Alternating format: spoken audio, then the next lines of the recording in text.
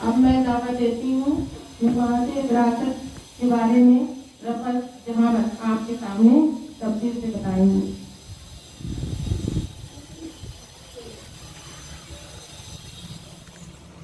अस्सलामु अलैकुम वरहमतुल्लाहि वबरकातुहू।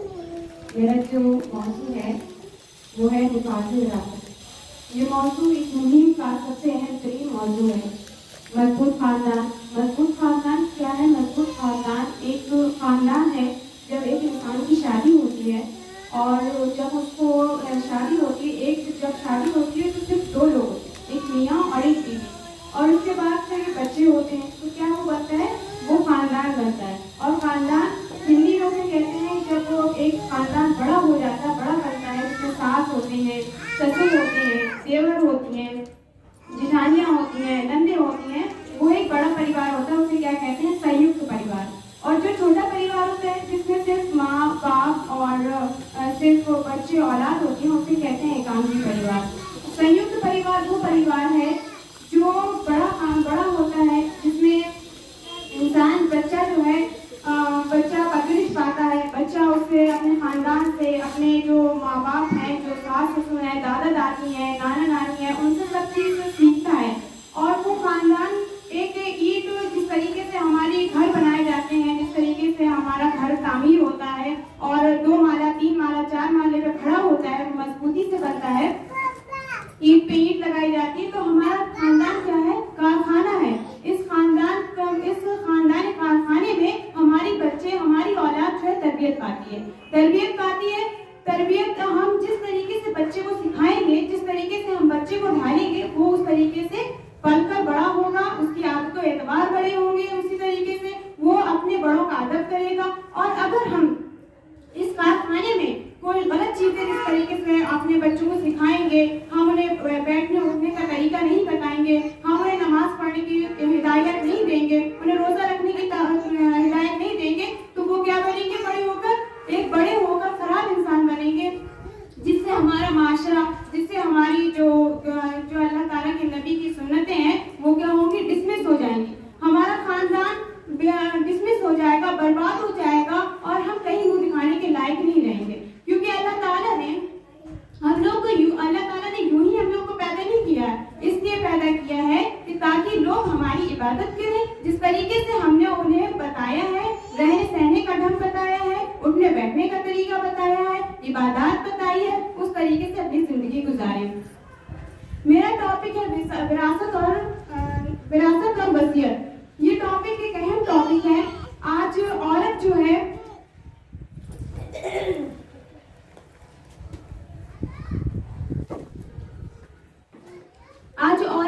आज से पहले 1400 साल पहले औरतों की क्या हालत थी? औरत बहुत ज्यादा बेकार समझी जाती थी। लोग उन्हें शैतान का आला कलाम कहते थे, उनसे कोई बात का मशवरा नहीं लेते थे, उन्हें बहुत ज्यादा जुल्म किया जाता था, उन्हें उनके शौहरों के साथ दफन कर दिया जाता था, उनके साथ बहुत बुरे सलूक किए जाते थे। जब नबी करीम सल्लल्लाहु अलैहि वसल्लम इस दुनिया में मबूस, जब वो आए, पैदा हुए और जब वो नबूवत में मबूस हुए, तो अल्लाह ताला ने उन्हें बताया कि औरतों का क्या मकाम है। उस वक्त अल्लाह ताला के नबी ने औरतों को जमीन से उठाकर अर्श पर बैठा दिया। यानी कि आज वो जो है अंगूठी का नगीना है। अगर औरत ही ना हो तो क्या खानदान बन जाएगा? क्या खानदान तामीर हो सकेगा? औरत ना हो, एक औरत चाहे तो अपने घर को अच्छा बना सके और एक औरत चाहे तो अपने घर को बर्बाद कर दे।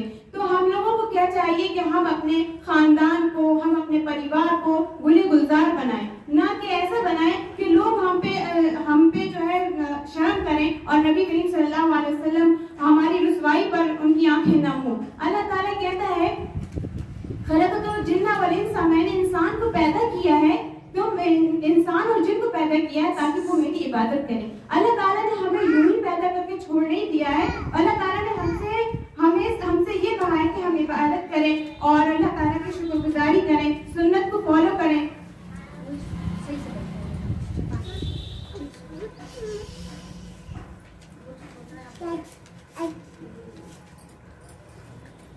विरासत, मरने वाले जो कुछ जायदाद और माल, जमीन या दीगर चीजें छोड़ जाता है वो तरक का मीरास और वसीयत कहलाता है। यानी मरने वाले के पास जिस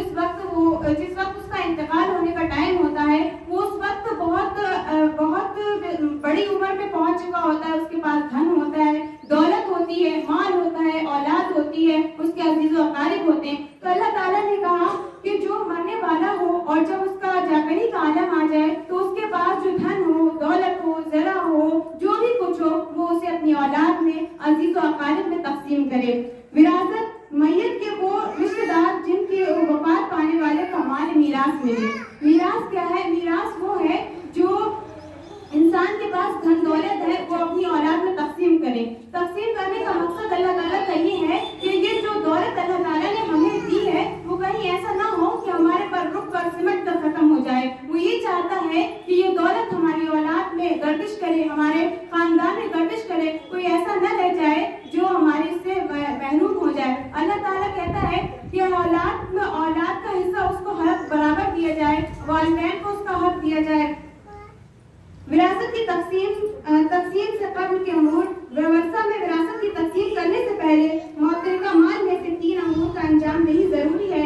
ان کی ادائیگی کے بعد ترکہ تقسیم کیا جائے۔ مرنے والا چھوڑتے ہوئے مال میں سے اس کی تجویز تقسیم کی جائے، یعنی کہ جب وہ وراثت تقسیم ہوگی تو تقسیم ہونے سے پہلے اس کا پہلا کام کیا ہوگا کہ وہ مرنے والے کو چھوڑے ہوئے مال میں سے اس کی دفن اور کفن دفن کا انتظام کیا جائے، اور اس کے بعد اگر میت پر قرض تھا تو اس کا قرض ادا کیا جائے۔ یعنی کہ اگر کوئی مرتے وقت قرض چھوڑ جا رہا ہو تو اس کو یہ چاہیے کہ پہلے اس کو قرض ادا کیا جائے، چاہے تو مال میں سے قرض ادا کیا جائے یا اس کی کوئی چیز بیچ کر اس کا قرض ادا کیا جائے، بشرطے کہ وہ 1/3 مال سے زیادہ نہ ہو اور کسی ورثہ کی حق تلفی نہ ہو۔ مرنے والے نے کوئی وصیت کی ہو تو اسے نافذ کیا جائے، بشرطے کہ وہ 1/3 مال سے زیادہ ہو اور کسی ورثہ حق کی تلفی نہ ہو۔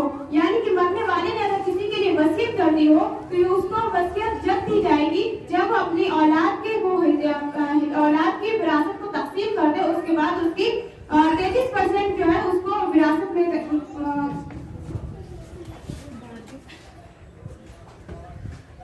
نافذ کیا جائے گا۔ وراثت کی تقسیم کی اہمیت، تقسیم وراثت کا حکم ایک قرآنی حکم ہے، بہنا اسی طرح جیسے کہ نماز ہے، روزہ ہے، زکوٰۃ ہے، حج ہے، جس طرح ان کی ادائیگی میں غفلت اور سستی برتنا باعث عذاب ہے، اسی طرح وراثت کے تعلق سے سستی، لاپرواہی، عدم دلچسپی اور عدم ادائیگی باعث عذاب ہے۔ جیسے کہ اللہ تعالیٰ نے جو ہمارے یہ جو 5 ارکان ہیں، نماز، روزہ، حج، زکوٰۃ، توحید، یہ ہمارے 5 ارکان ہیں، اس پہ ہماری جو ہے یہ ہمارے کیا ہے ستون ہے، جس پہ ہمارا ایمان ٹکا ہوا ہے، جس کو ہم فالو کر کے اللہ تعالیٰ کے ایک اچھے اور مومن بندے بن سکتے ہیں۔ تو اللہ تعالیٰ نے کہا کہ جس طریقے سے نماز، روزہ، حج، زکوٰۃ دی جائے گی، اسی طریقے سے اللہ تعالیٰ کے آئلی قانون ہیں، جو اللہ تعالیٰ نے قانون اس قرآن میں بنائے ہیں، جو ہمارے لیے بھی مفید ہیں اور اللہ تعالیٰ ہم سے بہتر جاننے والا ہے۔ اللہ تعالیٰ نے جو ہمارے لیے کیا ہے، جو اللہ تعالیٰ نے ہمارے لیے رولز رکھے ہیں، وہ ہمارے ہی لیے بہتر ہے۔ تو اللہ تعالیٰ کہتا ہے کہ زکوٰۃ جس طریقے سے ضروری ہے، جس طریقے سے حج ضروری ہے، جس طریقے سے نماز اور روزہ ضروری ہے، اسی طریقے سے وراثت کا تقسیم ہونا بھی ضروری ہے۔ جس طریقے سے اللہ تعالیٰ کہتا ہے کہ تقسیم کرو اپنی وراثت کو مرنے سے پہلے، یعنی کہ مرنے سے پہلے، یعنی کہ جب اس کو جاگنی کا عالم ہو تو اس کو چاہیے کہ وراثت کو تقسیم کرے۔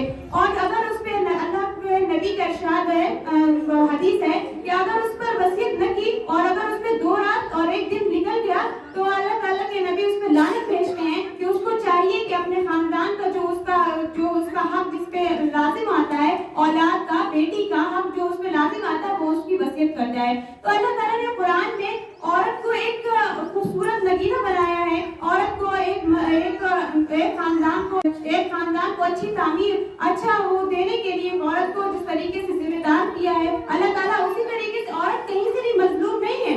پہلے مظلوم تھی، 1400 سال پہلے اس کے ساتھ بہت برا سلوک ہوتا تھا، لیکن آج وہ مظلوم نہیں ہے، آج وہ ذلیل و خراب نہیں ہے۔ آج اسے تعلیم میں بھی اللہ تعالیٰ نے اسے چھوٹ دی کہ وہ تعلیم حاصل کرے، ڈاکٹر بنے، انجینئر بنے، لیکن حدودوں کے ساتھ۔ اور اللہ تعالیٰ نے کہا کہ وہ معاشی ضرورت بھی پوری کر سکتی ہے جب اس پر کوئی ضروری مسئلہ درپیش آ جائے۔ اللہ تعالیٰ نے عورت کو مرد سے پیچھے نہیں رکھا ہے، بلکہ اللہ تعالیٰ یہ چاہتا ہے کہ وہ اپنے حقوق و دائرے میں کام کرے۔ चाहे वो सियासी मामला हो या तालीम का मामला हो या कोई और मामला हो, अल्लाह ताला ने औरत को पूरी पूरी छूट दी है। अल्लाह ताला ने उसको अजीम बना दिया है। अल्लाह ताला ने विरासत में भी उसका जो है वो रखा है, अपने माँ बाप के माल में भी उसे हिस्सा रखा है, कि वो चाहता है कि अपने जो खानदान है, जो बाप है, जो माँ है, उन्हें ये चाहिए कि वो अपनी जो दौलत को छोड़ रहे हैं उसमें से बेटी का भी हिस्सा उसको दें। आज हमारे जो माहौल में, हमारे माशरे में क्या हो गया है कि जो अल्लाह के कानून है उसको छोड़कर हम दूसरे कानूनों को फॉलो करते हैं, जो हमारी जहेज की है। जिस तरीके से अल्लाह ताला ने कहीं पे भी यही कहा कि हम जो है लड़की की जब शादी करें तो हम उसका जहेज इकट्ठा करें, उसको जहेज में चाहे हमारे पास हैसियत हो चाहे ना हो, हम उसकी सारे इंतजामात करते हैं। उनके कहे पे हम 300, 350, 400 बारातियों को बुलाते हैं, उनकी बड़ी खातिरदारी करते हैं। तो अल्लाह ताला ने ये कहा, ये कोई अल्लाह ताला का कानून नहीं है, ये अल्लाह ताला ने ये कानून नहीं बनाया। अल्लाह ताला तो ये चाहता है कि हमारा निकाह सादगी से हो। अल्लाह ताला चाहता है कि बेटी जो है अपने माँ बाप पे बोझ नहीं बनाई गई है, वो ये चाहती है, वो अल्लाह ताला ये चाहता है कि उसका निकाह सादगी से हो, 4-5 लोगों के दरमियान हो जाए निकाह, ना वो बेटी ना वो बाप पे बोझ बने और ना अपने शौहर पर। इसी में सूरह निसा में अल्लाह ताला ने इरशाद फरमाया, लिर्रिजाल नसीब मम्मा तरका वल वालिदैन वल अक़रबून लिन्निसाई नसीब मम्मा तरका वल्दान वला अक़रबून मिम्मा कल्ला मिनहुम और कसूरा नसीब मफरूज़ा। अन-निसा आयत नंबर 7। जब हम सूरह निसा में पढ़ेंगे तो इसमें आए कानून है और बहुत सारी दीगर हमारे घरेलू मसले हैं। अल्लाह ताला इसमें फरमाता है, मर्दों के लिए उस माल में हिस्सा है जो माँ और बाप और करीबी रिश्तेदारों ने छोड़ा हो, औरतों के लिए भी उस माल में हिस्सा है जो माँ बाप और रिश्तेदारों ने छोड़ा हो, थोड़ा हो या बहुत, ये हिस्सा अल्लाह की तरफ से मुकर्रर किया गया है। यानी कि चाहे माँ की दौलत हो चाहे बाप की दौलत हो, अल्लाह ताला ये चाहता है कि उसमें से लड़के को भी उसका हिस्सा मिले और लड़की का भी हिस्सा मिले। अल्लाह ताला ने माँ बाप की दौलत में से लड़की का भी हिस्सा रखा है, लड़के का भी हिस्सा रखा है। लड़की का हिस्सा आदमी से 1% कम है, यानी आधा है। वो इसलिए है क्योंकि औरत जो है, अल्लाह ताला ने जिस तरीके से औरत को अजीम बनाया है, उसी तरीके से अल्लाह ताला ने उसके हिस्से भी मुकर्रर किए हैं। अल्लाह ताला ने उसको कहीं पे भी रुस्वा को नहीं छोड़ा है, जलील नहीं छोड़ा है। अल्लाह ताला ने कहा कि जब और आदमी को, यहाँ पे हमारे दिमाग में ये सवाल पैदा हो सकता है कि अल्लाह ताला ने आदमियों का तो एक मतलब उनको पूरा हिस्सा मिले और औरतों को कम हिस्सा मिले, ये कैसा है? तो अल्लाह ताला कहता है कि शौहर को एक हिस्सा उसके माँ बाप की तरफ से मिलता है और बाकी उसे अपने कमाना पड़ता है, अपनी बीवी को खिलाना पड़ता है, अपने बच्चों की तालीम देनी पड़ती है, अपने माँ बाप का ख्याल रखना पड़ता है, बहनों का भी ख्याल रखना पड़ता है। इसलिए अल्लाह ताला ने उसका ज्यादा हिस्सा रखा है। औरत को अल्लाह ताला ने 3 जगह से हिस्सा दिया है, एक माँ बाप की दौलत में से, एक शौहर की दौलत में से और एक औलाद की दौलत में से। अल्लाह ताला उसे 3 जगह से देता है। तो औरत किस जगह से जलील और हकीर हुई? अल्लाह ताला ने औरत को अजीम बनाया, उसने अल्लाह ताला ने हर जगह से उसको हिस्सा दिया। औरत का भी हिस्सा उसने माँ बाप की दौलत में से दिया, बाप की दौलत बेटे की दौलत में से भी दिया और शौहर की दौलत में दिया। जब हमारे यहाँ जब लड़का पैदा होता है और जब वो बढ़ने लगता है, जब वो जो अपनी माशी जरूरत को पूरा करने के लिए काम करते हैं और अपने खानदान का ख्याल रखने के लिए करते हैं, तो अल्लाह ताला ने हमें कहीं वो नहीं रखा है। अल्लाह ताला चाहता है कि औरत भी जैसे सूरह निसा में है आगे कि जिस तरीके से अल्लाह ताला ने दोष बदोश यानी कि उनको कहा कि औरत भी उस तरीके से जन्नत कमा सकती है जिस तरीके से मर्द कमाता है, या रोजा रख के, नमाज पढ़ के, इबादत करके, जिस तरीके से आदमी इबादत करता है वैसी औरत भी इबादत करके जन्नत कमा सकती है। यूसिकुमुल्लाह फी औलादिकुम लिज़िक्रा मिस्लु हाज़ा अन-नसईन आयत नंबर 11। तुम्हारी औलादों के बारे में अल्लाह ताला तुम्हें हिदायत करता है कि मर्द का हिस्सा 2 औरतों के बराबर है। और नबी करीम सल्लल्लाहु अलैहि वसल्लम ने फरमाया, अल-हक़्क़ु फरीज़ा बिल अहलिहा, बुखारी और मुस्लिम। शरीयत के मुकर्ररा हिस्से से हम सकीन तक पहुंचा दो, उस तरह अल्लाह ताला इरशाद करता है, वइज़ा हज़रल क़िस्मतु उला वल क़ुरबा वल यतामा वल मिस्कीना फरज़ुक़हum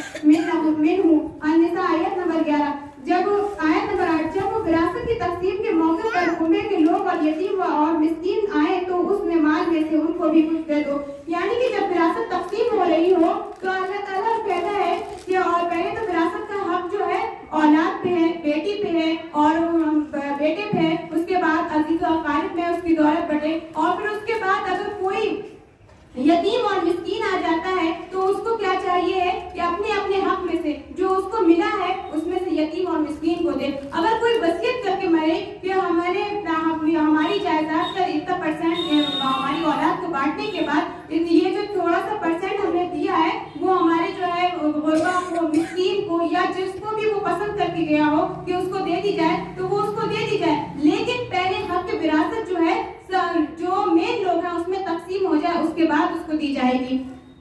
وراثت کے تعلق سے چند اہم اصول یہ ہے. وراثت صرف مردوں ہی کا حصہ نہیں بلکہ عورتوں کا بھی حق ہے. وراثت ہر حال میں تقسیم ہونی چاہیے خواہ وہ کتنی ہی کم ہو. یعنی کہ اللہ تعالیٰ نے اسی قرآن میں سورہ نساء میں ارشاد فرماتا ہے کہ دولت جو ہے تقسیم ہونی چاہیے خواہ وہ کتنی ہی کم کیوں نہ ہو. کیونکہ آپ جیسے کہ اگر ایک چادر کا ٹکڑا ہے اور ہمارے پاس دولت نہیں ہے اور صرف ایک چادر ہے تو ہمیں اس چادر میں سے بھی اگر 10 بچے ہیں ہمارے تو اس میں سے ہمیں جتنا حصہ ہوگا ہمیں اس میں سے اس کا اتنا حصہ بھی پھاڑ کے ان لوگوں کو بانٹا جائے گا. اللہ کہتا ہے کہ ہمیں وراثت کو تقسیم کرنا ہے چاہے خواہ کتنی ہی کم کیوں نہ ہو. وراثت قانون ہر قسم کے املاک پر اور جاری ہوگا خواہ وہ منقولہ ہو یا غیر منقولہ. وراثت کا حق اس وقت پیدا ہوتا ہے جب ورثہ نے کوئی مال چھوڑا ہو. کوئی شخص کسی کی زندگی میں اس کا وارث نہیں ہو سکتا. اگر ابھی ہم کہیں اپنے ماں باپ سے کہ ہمارا وراثت میں حق ہے اور وہ زندہ ہے اور ہم اس سے اپنا وراثت میں حق مانگے تو یہ غیر منقولہ ہے. اس میں اللہ تعالیٰ نے کہا کہ جب ان کا انتقال ہو جائے تب تم اس کے وراثت کے حقدار ہو سکتے, اس سے پہلے تم وراثت کے حقدار نہیں ہو. تقسیم وراثت دخول جنت کا ذریعہ. اللہ تعالیٰ نے اسی قرآن میں فرمایا کہ جو میرے عالی قانون جو اللہ تعالیٰ نے اپنے قرآن میں جو ایک قرآن جو ہے ایک بہت اہم جز ہے ہماری زندگی کا. جس طریقے سے نماز ہے, روزہ ہے, اگر ہم قرآن پڑھیں گے تو دیکھیں گے کہ اللہ تعالیٰ نے اس قرآن میں کیا کیا رکھا ہے. اللہ تعالیٰ نے اٹھنے کا, بیٹھنے کا, سونے کا اور ہمارے نکاح کا, ہمارے جو اہم جو رول ہے اس کا اللہ تعالیٰ نے کس طریقے سے بتایا کہ ہمیں کس طریقے سے اپنے کام کرنے چاہیے. قرآن کہتا ہے کہ جو تقسیم وراثت دخول جنت کا ذریعہ ہے. قرآن مجید نے وراثت کی ادائیگی کو حدود اللہ قرار دیا ہے اور اس کی ادائیگی پر جنت کی بشارت دی ہے اور ادائیگی نہ کرنے پر جہنم کی سزا سنائی ہے. اللہ تعالیٰ کا ارشاد ہے تلک حدود اللہ ومن یؤت اللہ ورسولہ یدخلہ جنۃ تجری من تحتہا الانہار خالدین فیہا وذالک الفوز العظیم. نساء آیت نمبر 13. یہ اللہ کی مقرر کردہ حدود ہیں. جو اللہ اور اس کے رسول کی اطاعت کرے گا اللہ اسے ایسے باغوں میں داخل کرے گا جن کے نیچے نہریں بہتی ہوں گی. ان کے باغوں میں وہ ہمیشہ اور بڑی ہی کامیابی ہے. وہ اس میں ہمیشہ رہے گا اور اس میں بڑی ہی کامیابی ہے. یعنی کہ یہ جو زندگی اللہ تعالیٰ نے ہمیں دی ہے یوں ہی چھوڑ نہیں دیا ہے ہمیں پیدا کر کے. اللہ تعالیٰ کہتا ہے کہ تمہیں ہم نے قرآن دیا ہے اور ہم نے تمہیں راستہ دکھا دیا ہے اچھے اور برے کا. اب تمہاری ذمہ داری ہے کہ تم کون سا راستہ اپناؤ گے, اچھائی کا یا برائی کا. اللہ تعالیٰ کہتا ہے میں نے اس میں وہ بھی رکھ دی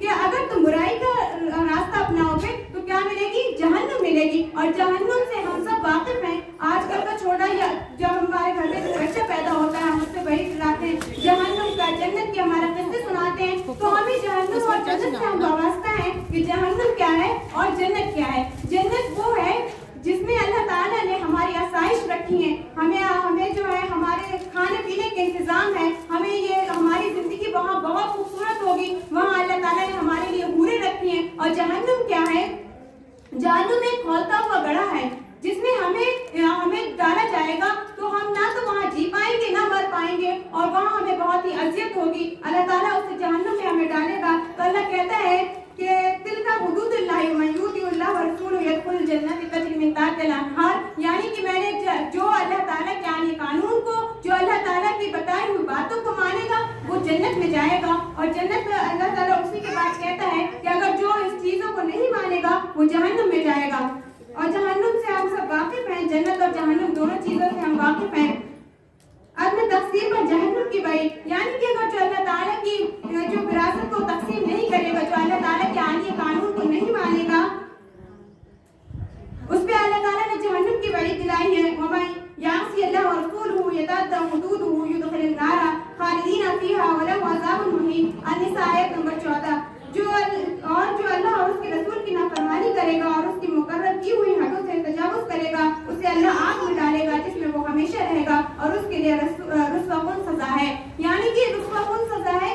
आज हमें बड़ा मजा आता है गुनाह करने में, अल्लाह ताला के आली कानून को ना मानकर, अल्लाह ताला की बताई हुई हिदायत से मुंह मोड़कर, लेकिन जिस वक्त हश्र मैदान में हम खड़े होंगे, जिस वक्त हमारा फैसला हो रहा होगा, तो हम बड़े ही जलील और ख्वार हो रहे होंगे, हम किसी के सामने मुंह दिखाने के लायक नहीं होंगे। अल्लाह ताला ये कुरान जो हमें दिया है, हमें चाहिए कि हम उसे पढ़ें और लिखें और समझें उसे, कि हमें किस तरीके से अल्लाह ताला ने क्या क्या हुक्म दिए हैं, हमें क्या क्या बताया है, क्या हम जो जिंदगी गुजार रहे हैं, क्या वो अल्लाह के कानून के मुताबिक गुजर रही है हमारी जिंदगी। हम इस दुनिया में, हम इस हिंदुस्तान में अपनी हुकूमत या अपना वो नहीं ला सकते, अपना कानून नहीं ला सकते, तो हम अपने खानदानों में, तो अपने खानदान में, अपने घर में तो अपनी हुकूमत ला सकते हैं। हम अपने बच्चों को तो अच्छी तालीम दे सकते हैं, हम अपने घर को जन्नत बना सकते हैं। तो अल्लाह ताला कहता है कि जो अल्लाह ताला से हमारी यही दुआ है कि अल्लाह ताला हमें हमारे घर को जन्नत बनाने की तौफीक अता फरमाए, और अल्लाह ताला हमें अपने जो नबी करीम सल्लल्लाहु अलैहि वसल्लम की जो सुन्नत है, जो अल्लाह ताला का कानून है, वो हम अपने घरों में नाफिज करें। जन्नत जज्बाती अंदाज में भी अल्लाह ताला ने कहा कि अगर जो विरासत को तकसीम नहीं करेगा, जो अल्लाह ताला के कुरान की बातों को नहीं मानेगा, जो अल्लाह ताला के आली कानून को नहीं मानेगा, उसके लिए जहन्नुम है। तकसीम विरासत के फवाइद, यानी कि जो अल्लाह ताला के कानून को तकसीम विरासत के जो तकसीम विरासत है, अगर उसको मानेगा, अल्लाह ताला की इबादत करेगा, अल्लाह ताला के बताए हुकूकों पे और बताए हुए रास्ते पर चलेगा, तो उसके लिए क्या फवाइद हैं। अहकाम इलाही पर अमल आवरी होती है, अल्लाह की रज़ा नसीब होती है, जन्नत हासिल होती है, दौलत तकसीम होती है, मुस्तहिकीन वर्षा महरूमी से खुश होते हैं और उसके लिए दुआएं करते हैं। खानदान झगड़े और इंतशार से बच जाता है। अगर हम ये सारे काम करेंगे तो हमें क्या क्या है, काम इलाही पर आवरी होगी, अल्लाह की जन्नत नसीब होगी, जन्नत हासिल होगी, दौलत की तकसीम होगी, और खानदान में झगड़ा और इंतशार नहीं फैलेगा। हमारा खानदान टूटेगा नहीं, हमारा खानदान बिखरेगा नहीं, अगर हम अल्लाह ताला के कानून को फॉलो करेंगे। वज़ाए तकसीम करने के नुकसानात, यानी कि अगर विरासत को अगर हम तकसीम नहीं करेंगे तो उसके क्या क्या नुकसानात हमारे दरपेश होंगे। कुरान करीम की हुक्म के खिलाफ वर्जी होगी, जो अल्लाह ताला ने कुरान उतारा है, जो अल्लाह ताला के नबी की जो सुन्नत है, तो उससे जो है हम हुक्म के खिलाफ वर्जी करेंगे। आदमी अल्लाह की गजब का मुस्तहिक होगा, यानी अल्लाह के गजब का, अल्लाह ताला के गुस्से का, अल्लाह ताला के गजब का मुस्तहिक होगा। दौलत का इर्तिकाज़ा होगा, यानी कि दौलत जो है बटेगी, अल्लाह ताला दौलत जो है सब में बटेगी। महरूम के बददुआएं देते हैं, यानी कि जिनको विरासत में हिस्सा नहीं मिलता है, जब वो उसमें गिरफ्त हो जाते हैं अपनी माशी जिंदगी में, और वो उनका जब गिरफ्त हो जाते हैं तो उसमें वो जो जिसके ऊपर विरासत तकसीम करने की जो वो फायदे हमको होते हैं, तो अल्लाह ताला जो है उसमें वो जो है उसको बददुआएं देते हैं, और क़यामत के दिन अल्लाह ताला की अदालत में उसके खिलाफ मुकदमा दायर करने वाले होंगे। विरासत की तकसीम न करना जहन्नुम में जाने का सबब बनेगा। अल्लाह ताला कहता है, अल्लाह ताला ने कुरान में इरशाद फरमाया, या अय्युहल्लज़ीना आमनू क़ू अनफुसकुम व अहलिकुम नारा, ऐ लोगों बचाओ अपने आप को और अपने अहल व इयाल को जहन्नुम की आग से। तो अल्लाह ताला ने हम लोगों से ये कहा, ऐ लोगों जो ईमान लाए हो, जो अल्लाह के कलमे पर ईमान लाए हो, जो अल्लाह ताला के नबी की सुन्नत को फॉलो करते हो, तो अल्लाह ताला तुमसे चाहता है कि बचा लो अपने आप को और अपने अहल व इयाल को जहन्नुम की आग से। जहन्नुम की आग बहुत